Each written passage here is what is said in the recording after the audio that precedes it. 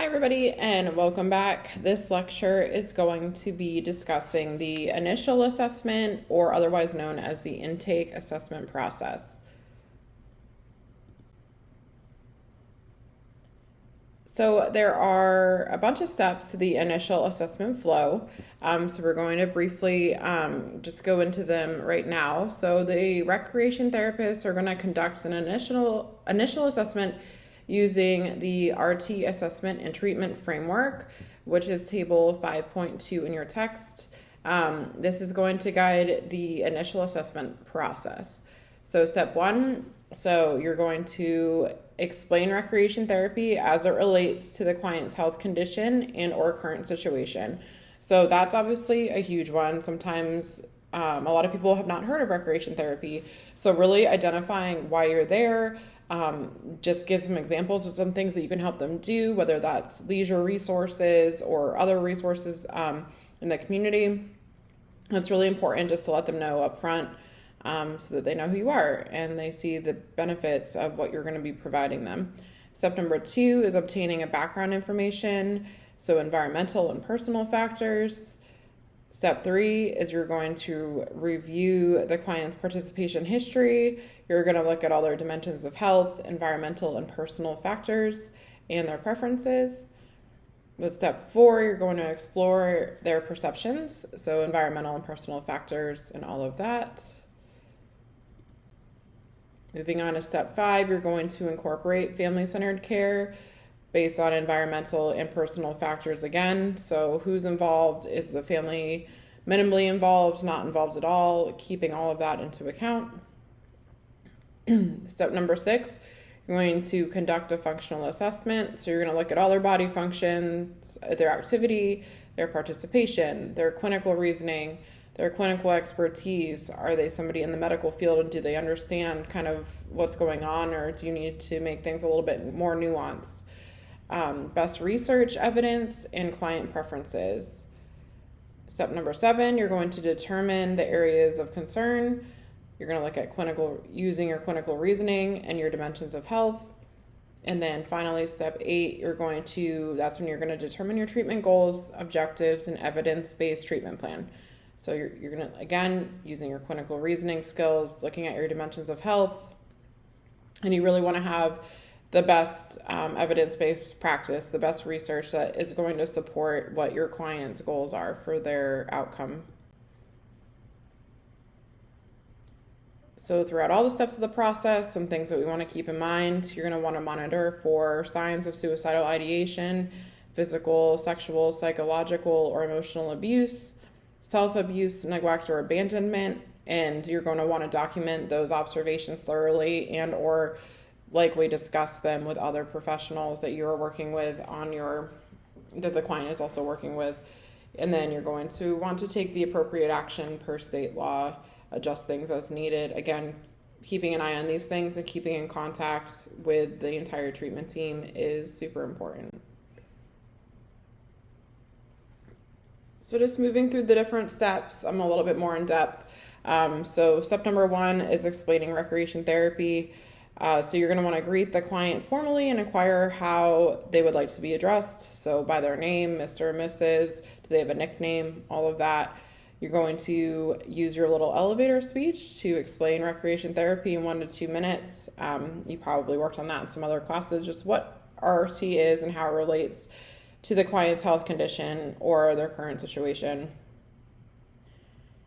When you're talking to them, you're going to want to make sure that you're using common words with 1 to 2 syllables, not only so that they can understand what you're saying easily, but also just speaking in ways that they understand. Not everybody knows super clinical jargon.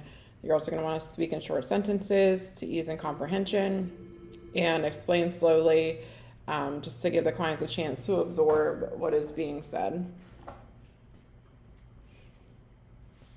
So you can, again, look at table 3.5 in your textbook for some samples of some different explanations of recreation therapy that might help you depending upon what setting you're working in. So step number 2 with obtaining background information. So you're going to want to confirm their background information because most likely you're going to have looked at their chart previously, but you're going to want to get clarification on background. So if there's any personal or environmental factors that you need clarification on that were obtained from the assessment or their initial chart. So you're going to want to make sure that within the assessment preparation process that you're copying all the different things, making sure that include their coping style, their living transportation situations, their social supports, all of that, education and employment, making sure that that background information is, again, going to be going into your informed decision making for their treatment plan. Step number 3, reviewing the PLRCL participation. You're going to briefly reiterate where you were when you were discussing recreation therapy and ask those open-ended questions related to clients' participation that might connect directly to recreation therapy. So, for example, you might say, okay, so let's get back to what we were talking about earlier. And always making sure that you're friendly and engaging, smiling, all of that. We were talking about developing a plan for when you go home to keep you as healthy as possible, and one that brings joy to your life. So to begin, can you tell me how you were spending your time at home and what do you like to do? So questions like this lead into the participation history review. So you don't necessarily need to come out with a checklist and say, do you enjoy this activity or that activity? But really having that open-ended conversation will hopefully help your clients open up and really dive into what they truly like to do. PLRCL participation history review. The goal of this is to gain holistic understanding of how the client spends their time to determine how much it meets the person's needs and optimizes the dimensions of health. So with each activity, the client reveals the document that activity and the related details. You want to make sure to listen attentively to what the client shares about the activity and observe the client's nonverbal communication and body language. Sometimes this can be just as important as what they're actually saying to you. So as you listen and observe the client, you're going to want to engage them in clinical reasoning to determine which activity. You're going to comment on their behavioral response to explore that activity that they want to engage in a more in-depth way.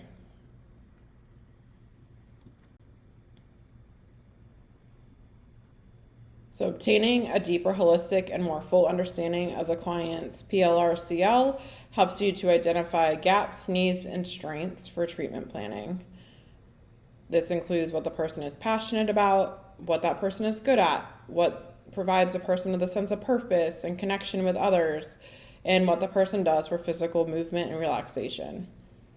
So activity details that are commonly assessed and gathered include, again, your environmental and personal factors, dimensions of health, and client preferences. We want to also look at frequency and time that they're engaging in that activity, the setting they usually engage in it in. Is it a casual or a serious setting? Is there core or balance involved? Are there other barriers and facilitators or motivators and meanings? We're going to look at their satisfaction and enjoyment, and their level of participation and stages of play, and making sure that they're not engaging in an unhealthy, harmful, deviant, or risky leisure.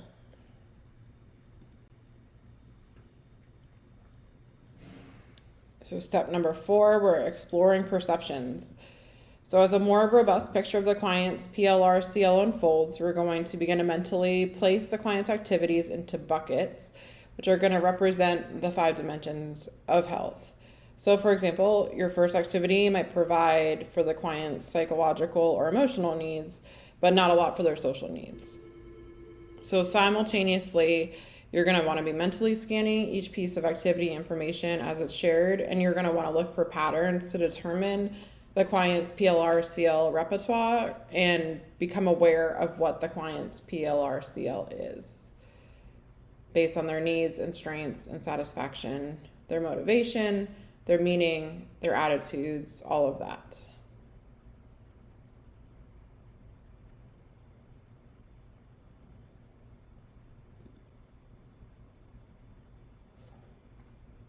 So your goal is to gain a broader insight. So as these thoughts come to mind, you're going to seek to ascertain a broader view of the client's life and situation to determine how these initial thoughts situate with a bigger picture of the person's life. So to do this, you're really going to dive deep and ask the client what their perceptions of their quality of life are related to their health and their social relationships, their environment, and their happiness, as well as their perception of their self. And you're going to follow up with those exploratory questions. You can find those exploratory questions in table 6.12 in your text. Sometimes you can use a feeling wheel if clients have difficulty identifying or describing their feelings. And there is also a feeling wheel in Appendix M of your text. Step number 5. So you're going to incorporate family-centered care, or FCC. So this is an approach that recreation therapists sometimes incorporate into the assessment and treatment process. So this is when the therapist is going to invite the client's family, whoever that is from the client. It could be immediate family, it could be a friend, whoever they're comfortable with, to share their thoughts and feelings about the client's health situation. So we're going to be looking at what concerns they have, what they think is important to prioritize in their therapy, and the strengths that they see in their loved one. You're also going to look for other family-related information that would be helpful to know and incorporate that into therapy. So this could be a family routine or needs that the family has, all of that. So this information can be beneficial in deciding what interventions, strategies, and approaches might work better than others. Family might be invited to participate in therapy sessions. This could be good or bad. I've seen this go either way, so just something to be aware of. Providing opportunities to support their loved one and receive education and training on assisting the client through personal and environmental factors.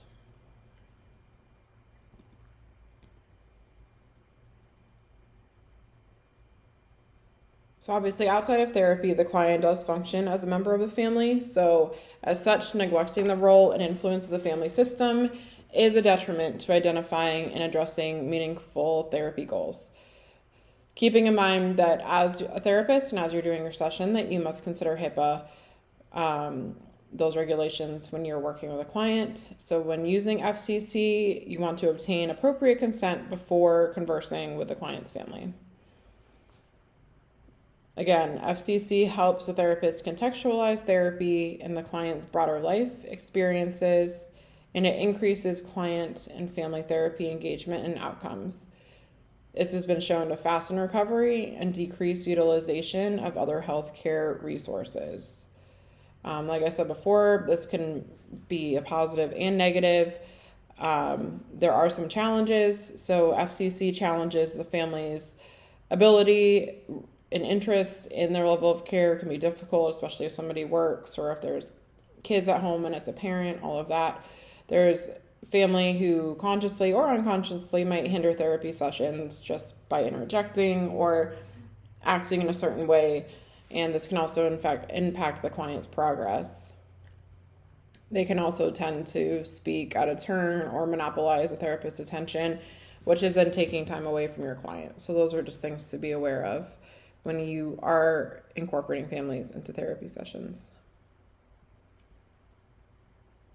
So step number 6, conducting a functional assessment. So you're going to conduct a functional assessment armed with a good understanding of the client's PLRCL and their perceptions. So you're going to assess the client's functioning skills and abilities, looking at everything from their body functions to their preferences. You're going to look at this as it relates to engagement, in particular PLRCL activities, using clinical reasoning, so ones that are meaningful to the client. This is commonly done through direct requests when time is of the essence, but activity engagement, observation, or standardized assessment tools might also be utilized. So determining what skills to assess by running through an activity and task analysis of that particular activity in your mind can help with this. So that is in Appendix R and S of your text. You can then pick out an assessment that assesses the skills that are commonly impaired by the client's diagnosis, as well as assess for skills that are expected to be present at the given age of the individual. That can be found in Appendix O, just for reference. And these are really good references. These are things that I wish that I would have had when I was first starting out, so definitely use those appendices of your text for this information. So for focus and client involvement, you're going to want to explain to the client why particular skills are being assessed so that the client understands the connection of this portion of the assessment to the purpose of recreational therapy. Again, that goes back to our first step, explaining what it is. So making sure that clients are aware of what is happening and why they need to be doing it.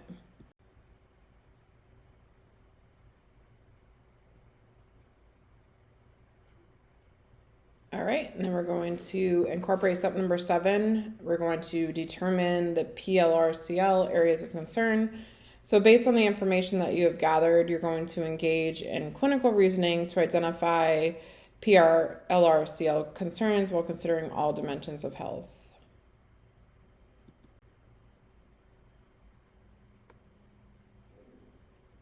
So some key questions for decision making. So some common questions to ask yourself in making decisions include: what gap, need, or concern, if addressed, would have the greatest positive impact on the client's PLRCL that supports their health and wellness? So we can look at scientific, conditional, narrative, and strength-based reasoning. What gap, need, or concern, if any, addressed, would have the greatest rippling effect on the areas of the identified interest?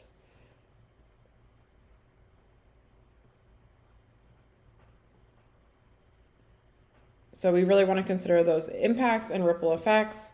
We also want to look at how it relates to health and wellness. So again, looking at what would benefit the client's health situation the most. What would support meaningful PLRCL engagement. So looking at it from that perspective, and again, using your evidence to utilize whatever intervention you think is most appropriate. So prevention and strengths, feasibility and ethics, and collaborative decision-making are other important aspects. So we're going to want to look at what gap, needs, or concerns could help prevent foreseen adverse events in the client's future. So the gap, need, or concern, if addressed, provides an opportunity to integrate, bolster, maximize, expand, or capitalize on the client's strengths. So that's using that strength-based reasoning. So in most cases, the therapists are going to share their thoughts about this with the client, and they're going to engage in a discussion with the client to collaboratively decide what to work on together in therapy. So that collaborative decision-making is key. Really, the more that the participant is involved in what you're doing and the more their family is involved, the more likely they're going to want to engage in therapy and facilitate and buy into the intervention that you're trying to do with them.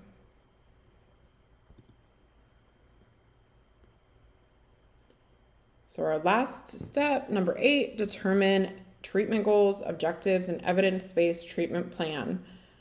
So once the therapist and client agree on what to address in rec therapy, their treatment goals and objectives are going to be established along with an evidence-based treatment plan.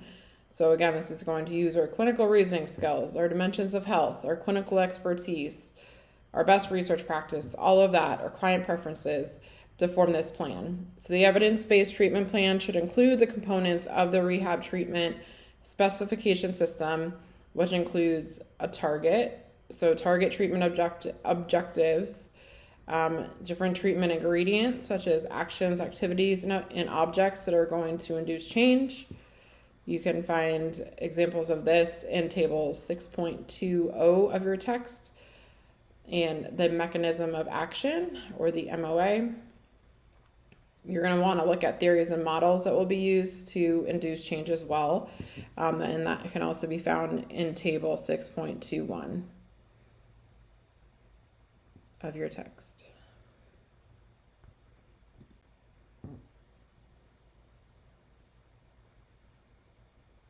So benefits of detailed plans and supporting research design. So providing this level of detail within the treatment plan efficiently communicates the elements that produce or don't produce therapeutic change.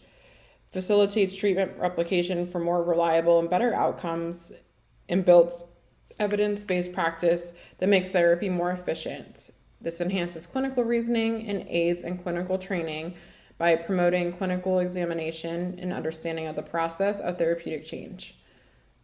So by reinforcing the importance of identifying treatment targets or objectives and having an appropriate rationale for selecting the MOA and treatment ingredients, this is going to help clinicians to improve their treatments over time through reflection and treatment ingredient choices.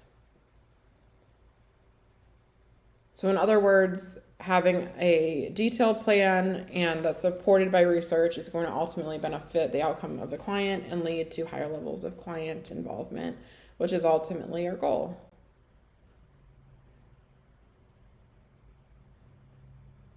So looking at RT initial assessment forms, they're created by individual agencies, and there are no standardized forms that the profession uses across types of care.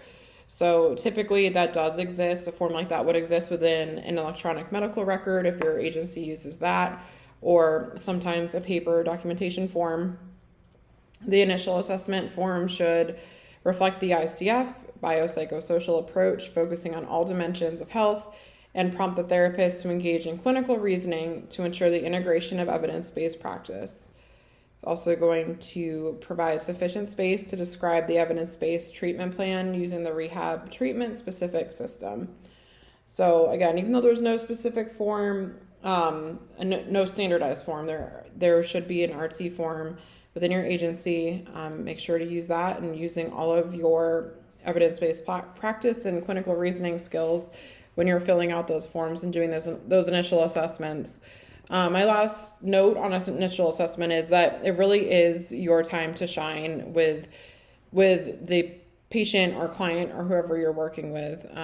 Like I said, a lot of times they don't know what recreation therapy is, and that initial interaction sometimes is your only chance to really establish rapport with them that is going to lead them to want to do what you want to do with them in a session. So just important to keep in mind. So as always, thank you all for listening in on this lecture, and I will see you all soon. Have a great week.